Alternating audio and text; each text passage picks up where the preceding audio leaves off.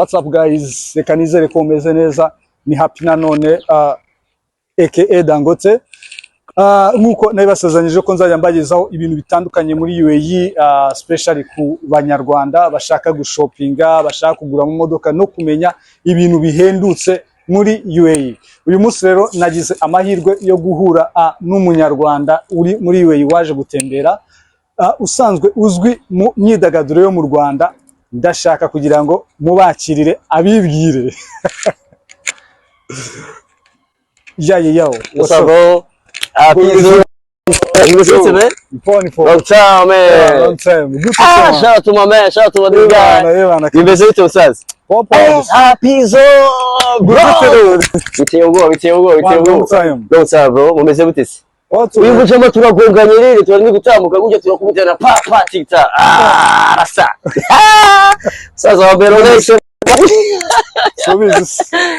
Gaje gufatwa toja. Nizaswagaza. Bitese. Long time ndakubona. Long time. Nanjye kuvuga bya ibora bya chakora kabireke. Gute fresh. Ndahonza komeye kabisa. Long time uheruka KGL. KGL kabisa ariko ariko nagize gujya cyo kubabaza kugenda ngo ngatimbira kwanza nkareba abagwani ukuntu babimeze. Gacomuka kidogo ariko nakubitanye n'izuba hano. Man bro hano harashyushye byataye. Harashyushye harashyushye. Okay.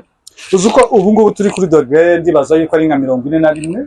Ejo ubwo na checking nabonaga turi kuri 41. Uyu munsi tuza kwa dufite kuri 41. So ambwira bite se muri UAE, lifestyle ya UAE bite urayibona bite? Lifestyle bon kuri jewe da ugenda uhura n'ama challenges agiye atandukanye, ariko ni heza nkurikije ibyo nabonye, ni heza. Ugenda ugira ama experience agiye atandukanye, ugenda uhura n'ibintu bigiye bitandukanye. Hari ibyo ugenda ukunda, ni byinshi. Bon, byaterwa n'ibyo bashaka kumbaza ariko birahari. Nabonye abanyarwanda ndishima cyane uburyo bakoramo, n'abandi bantu abahinde, abapakistan, abantu bo muri za Nepal. Donc ubona ari ibintu fresh kabisa. So muheruka i Kigali mu myidagaduro. Ubu se UAE bimeze gute? Urimo urakora ibiki? UAE tu ndaje gutembera very soon tu ndasubira home. Man, ndasubira home. KGL. Urumva twavuye mu matora tumeze fresh sana. By the way nagiye no muri mu kwibohora. Bon sana bien sana. Waje Abu Dhabi? Abu Dhabi byari byiza cyane muri Hyatt Hotel. Bon sinjya imaje ariko ndibuka ndabyibuka. Donc byari byiza kabisa, byari byiza. Twarishimye turasabana cyane imigara. Turayica cyane byari sawa kabisa happy. So watoreye inaha cyangwa watoreye mu Rwanda? Nagize amahirwe gutora inanga kabisa kuri consulate. Baragiye ndatora bien sana.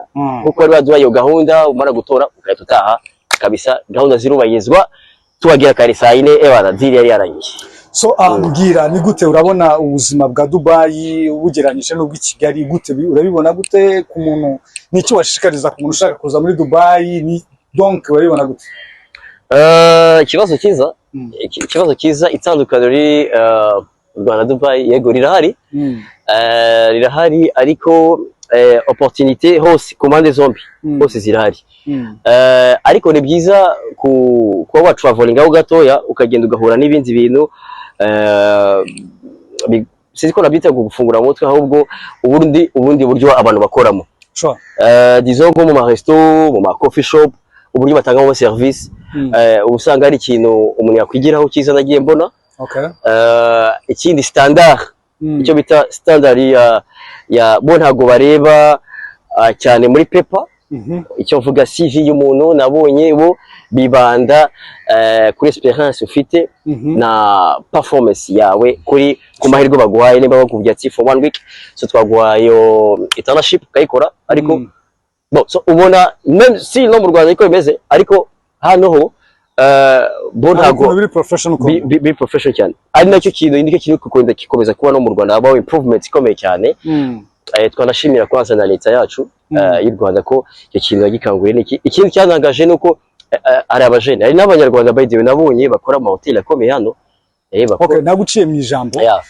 Hari akantu nabonye uvuze kuvuga ngo dushimire leta yacu. Umunyarwanda naje gusanga muri UAE ni umuntu udasanzwe cyane. Uzuko nkatwe tukunda kuba turi mu muhanda tuba tunyuranamo duhura nabo. Uzuko polisi hano iragufata yimenye yuko uri umunyarwanda bashobora kudufata turi groupe gutya turabirabura bagenda tubaza nationality yawe ni iyo bamenye ko uri umunyarwanda barakubwira ngo go sure akaba ari ikintu kidasanzwe ntekereza ko president wacu yadukoreye sinzi niba nawe wari icyo kintu ya challenge ari mu Cameroon umwe nawe n'umunyagana turaganira arambaza va mu Rwanda ikintu yahise anyakiriza yahise ambwira ati mu Rwanda mwahuye n'akaga gakomeye jenoside yakorewe abatutsi 94 ariko ntiyabitindaho ariko ambaza ikibazo gikomeye arambaza ngo ashize imyaka 30 uko abikurikira mu makuru mwiyubatse gute that's the question bitavuga ni uyu ni umusaza kabisa ari umupolisi yeze kucimbaza nawe mwiyubatse gute iyi jani yabayo baje mbone no kubwira n'abantu twaye turakomera no komera indani ni no hanze so dufite ibintu happy asha utipe amfatiranye kabisa sinzi ko ndi ubucike urimo tubiri byiza uruvu Rwanda habayo jani cyane habayo urugendo rurerure habayo gahunda y'isaramitima ivaho azaho reconciliation ubwimwe n'ubwiyunge ivamo hazi iterambere riryoshye cyane kugeza uyu munsi ku bakozi ba sport kwaza amavubi hejuru ayo by Kongs cyane abavubi bako bari guca ibintu muri BK Arena baje bakabikaza ndakakubwira dusoza tu abantu muri sport ko Formula 1 very soon turaza kwakira Formula 1 mu mate biraryoshye rero akandi kantu nifuza kubaza umuntu ushaka kuza muri UAE ushaka yaba ari ugutembera yaba ari ugushaka akazi yaba ari mu buryo bwose bushoboka wowe ufite ishusho imeze gute kuri UAE ku buryo wakangura umuntu ushaka kubwira ati ngenda shaka kuza muri UAE ufite ishusho imeze gute ikintu nabonye nkurikije example kuko hari n'abantu tujya tugerageza kuvugana akumva yuko UAE barayitinya mu bihugu by'Abarabu icya kabiri harimo abo challenge nyinshi zigiye zitandukanye izo bahuye nabo watumye umuntu ikintu akamayemukira donc kumva yuko bafite amakuru atari meza kuri Dubai cyangwa kuri UAE muri rusange so wowe tubwire lifestyle wowe ubona ya Dubai wakangurira umuntu uri mu Rwanda kavuga ati ushobora kugura ikintu cyawaha mu buryo buri safe ushobora donc tubwire ndabyumva ikintu cya mbere ni muri UAE kuhaza kuhagira connection ugomba kuba ufite discipline yego discipline ni ikintu gishobora kugufasha ariyo waza kuvukamo kudahimuka aricyo wavugaga kugira iyo trust ku muntu ushobora kukohereza $20,000 ukabangurira imodoka ukabangurira material zo muri real estate ngagwa isoko ukabangurira bino bintu kubera iki agomba kubaho icyo cyizere rero icyo cyizere bivahe biraza kuva muri ya attitudes abanyarwanda bafite za ndangagaciro z'abanyarwanda mbona no kubyana n'abanyarwanda wenda bari bafite izo mpungenge bashaka ko ari n'abantu bahari bagiye bakushunwa bagiye bahura n'ibyo bintu ariko si bose hari n'abandi beza bashobora kubikora icyo ni cyambere cya kabiri kubifuza ku kazi nko bivugaga ugomba kumekinga sure neza ikintu ujemo ugomba kumekinga sure neza kabisa cyangwa company ukorana nayo yariyo hanze ushaka akazi ukamekinga sure n'ibyangombwa kuko ni ikintu cyiza cyane bura bifasha na ambassade kutayigora mu buryo bumwe gukurikirana ari ikindi kintu naje gusanga buriya akenshi buriya uretse ko abazungu abenshi iyo baje no mu cyangwa n'abanzi bavuye mu Buraya iyo baje akenshi bakora visite kuri ambassade zabo kugira ngo bababwire ko duhari ko bahari kwa so rero biba byiza nawe uje ukagenda ukavuga uti naje muri UAE naje mu gihugu muri Qatar cyangwa ikindi gihugu cyose ariko gera kuri embassy ubabwire ko hari kugira ngo bamaking sure ko bafitemo umuntu hano ari babashe kureba ikintu bashobora kugufasha banyarwanda rero nkuko nabibabwiye umuntu turi kumwe na Orfeba yo sinzi niba yabibwiye dutangira akaba yari umunyamakuru kuri Tradis ndibuka YouTube channel One Kesho Code 250 Irebe TV bro waciyane so tukaba twagiriwe ubuntu bwo kumwakira uyu munsi kugira ngo dukorane interview atubwire uburyo abona UAE atubwire challenge ese ari challenge wahuye nazo ugera hano muri UAE nago zabura kubw'impamvu zimwe na zimwe wenda ariko ari uburyo urumva igeze ahantu hambere urimo gutembera amafaranga kuyamenya kuyatandukanya kuyavunja sometimes usanga wishyuye menshi ugenda ukajya kunywa icyayi ugasanga ni diri yabo rimwe ngoma n'umuntu cayi mushki ya bibi bakubwira akantu jewe kanunguye English malu balu ariko nabonye nabaga ndashaka tuzakora kuri Dubai English yo ni gitanga umva akantu kanunguye hano dukunda kunywa icyayi ahubwo mukanya ndaje mutwara ahantu tuje kunywa ka cyayi ukabona kuri dogere ya 50 cyangwa 45 umuntu afite agacyayi irimo arambuka icyayi gutya na muri feruje agenda asoma ukibaza kirake ni barafu ni koma cyayi mushki ya bibi kara malu nza kwisanga icyayi cyabaye umuco Russia how can say hi in Russia? Привет. Yes. You are amazing, man. Welcome, brother. Do something else or just water for now? All right. Okay. Sure. Lapi nibyo turimo kuvuga kare wari Ofe. Ngira uri hano mu gihe kingana gute? Waje gutura cyangwa urateganya gusubira mu wapi? Bro, ya.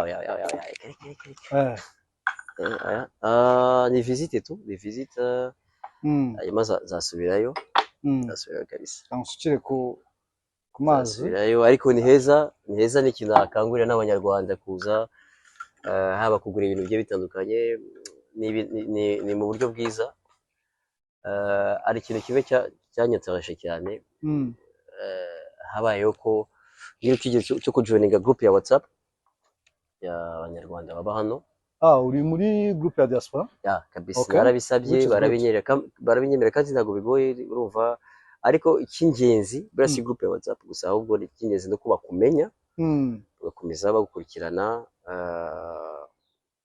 ari ikintu yigeze kumva story imwe yabaye hano true story kabisa yo muri covid y'abanyarwanda uburyo baba tekinike kabisa nanjye nabimvise muri covid iri touch cyane ni ikintu cyagoze ndishima ndati wow so by the way abanyarwanda rero ntago mbye mumenya uburyo ntago mbye mumenya value zacu mu mahanga njyewe nabimenye buriya nsohotse mu Rwanda mvuye mu Rwanda namenye agaciro kacu n'abanyarwanda ariko cyane cyane perezida wacu n'umuntu wagiye atuzamurira agaciro ku buryo ahantu hose ugeze ukavuga ko uri umunyarwanda bro barakubaha barakubaha ni ikintu kidasanzwe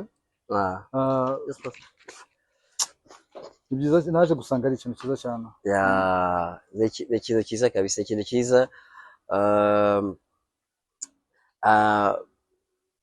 ari umuntu iyo ubundi uvuze ngo iyo bakoresha ngo we ukababwira ngo u Rwanda abantu batuvuga Uganda uguze impamvu uvuga Uganda urabona abagande ni nabo benshi cyane hano noneho abagande ngo kugiye cya Idi Amin yafashije UAE kubaha ibyo kurya ibigori ngo babahaga ibigori cyane buriya umugande hano yari yubashwe kera wabonye kino gihugu cyoroshye kuba wagikoreramo entertainment hano ni fresh kuba bayizewe kuba kunzi ba sinema nyarwanda hano nabonye ari review nziza cyane ari ahantu henshi bakoreramo filime hano abantu bakunda filime meme n'amavideo bahita babyumva aba producer bacu bakora amavideo so abantu ba sinema rero ku bakozi ba sinema hano bakora filime kabisa nagiye mbona n'ahantu abacteurs bagenda bakina amafilime z'ibihinde bakozi b'ibihinde hano bakina hano bafunga imihanda bakora amafilime kabisa ya fresh abahinde kubaza nk'igihinde bita kitwa gute John Abraham ari kumwe n'umuntu bita Sharukan baze kumfasha igihinde cyiza kabisa bayikinyanga by the way ni hano muri bino bice byarehije hakurya so rero ni heza ku banyarwanda rero bashaka gutembera bashaka gukora ibikorwa byabo hano n'ahantu heza kuko dufite ayo mahirwe dufite opportunité surtout gusa ko yuko uje uvuga ati ufite iminsi ingana gutya je muri ibi ngibi ukaba ufite confiance y'abantu uvuga ati muraza kumfasha muri buno buryo kugira ngo babashe kuyanembereza muri yaba kugutembera yaba gushoppinga ku bantu bashaka kugura ibintu amamodoka mu buryo bwose butandukanye washakamo gukoramo activity zawe mu by'ukuri ni byiza iyo ufite umuntu uri bugufashe muri UAE biba byiza cyane biroroha kuko usanga hano na communication iba iri hasi cyane so ku muntu rero utahamenyereye hari ukuntu bibanza kugoranamo gatoya sure Orfei ngira uracyakora ibintu bijyanye na gospel kera nibyo wakoraga kera showbiz still dutegereje ibintu bishyashya bro dutegereje ibintu bishyashya man bimeze gute dutegereje nyuma ya saga ya Debeni yabereye Musanze yari yatumiyemo umuntu bita Shiba Karungi ni Lema na Rema bose barahari Shiba ndaguka ko ari mu mukobwa ariko Kigali ariko ngira ngo shose yari ka Kigali Shiba nago na hano yarahuriye n'ibya Debeni ahubwo Debeni bye byari bimo Rema wallahi okay na aribi ariko dutegereje indirimbo nshyashya ya Kevin Kade Elements na Debeni nyuma yo kwiyunga hagati ya Coach Gael 150mm ariwe boss CEO so bigaragara ko indirimbo ishobora kujya hanze ariko biriya bintu ngiye mba mbona atari byo kuko ntago tuzi version ya Debeni cyangwa ya Coach Gael twicara hariya gatoya yanabona neza man hanyuma ari indirimbo imaze ibisi yasohotse ngira ngo nayo ejo hashize ni Platini Baba ari kumwe na DJ Pius akaba yari kumwe na boss barayicara soma tugeze none ahantu biti ka Pernaum so n'ahantu heza ho gutemberera bahita Dubai Creek Aba so n'ahantu heza cyane ho gutemberera n'ahantu ushobora gufatira ubwato n'ahantu ushobora donc ni heza cyane ho gutemberera ariko nta magi twicayeho bakoze